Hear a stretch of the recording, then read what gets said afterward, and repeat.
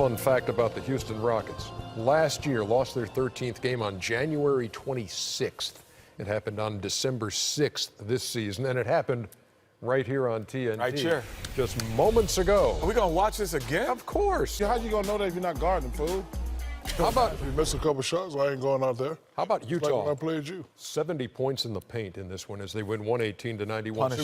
So we heard Reggie Miller talking during the telecast, and he said, look, this may not be a playoff team, the Houston Rockets. No doubt. Unless they do something. But, again, it's relatively early, a quarter of the way into the season.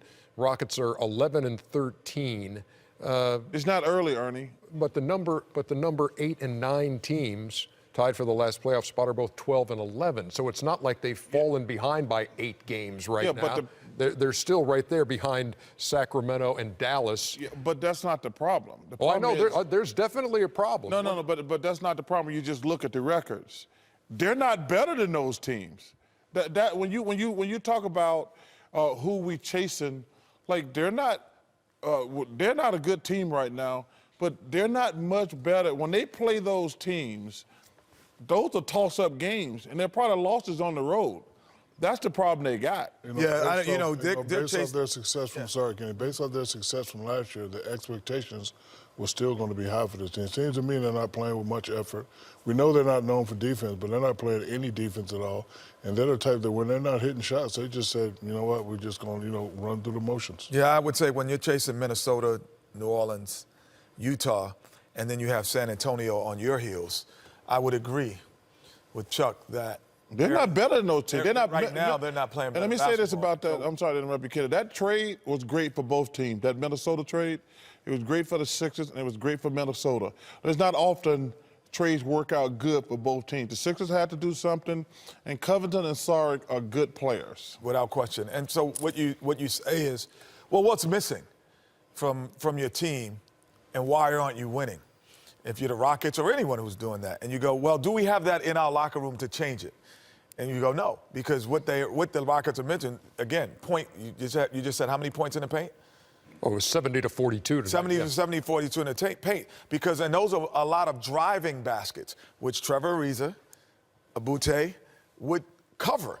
Those guys cover the perimeter, and they can cover the three-point line. So then you put that with P.J. Tucker, you add that in, and all of a sudden you were a tough defensive team with 2 offensive players and that were pretty darn tough to handle in Chris Paul and James Harden. Now you're not that.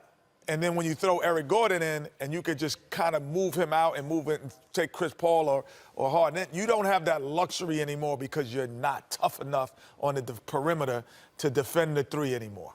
And also, you're like the Rockets were 2-3 years ago. And you factor in what guys like Ariza, Ryan Anderson, Luke Moabute, I think that's how you pronounce his name. Moabute.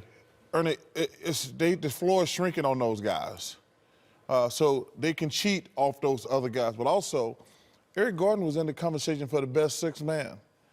Now he's basically a starter. So you weaken your bench. And that's one of the things, we talk about their bench is awful. Yeah, dead last in bench points, and they were last year 7th in defensive rating, 25th this year. Because they got rid of Lou Williams, and they had both Lou Williams and Eric Gordon. Are they going to make the playoffs, Chuck? I think Daryl Morey is too. I think they're going to make a trade. Are they going to make the playoffs, yes or no? Well, they're going to make right now. No, they're not going to make the playoffs the way they construct right now. But Daryl Morey is too good of a GM. He's going to do something. If I'm Daryl Morey, and I'm saying, okay, I got Chris and I got James and Capella. Melo's available. And that's what we were saying. Is it his fault? Now we see it's not. No. It wasn't. But listen, I'm gonna protect 3 players, and I got to make a trade because we can't win the way we're constructed. Team that lost 17 games last year, best record in the NBA, has now lost 13. They are 11-13 as Utah goes to 13-13.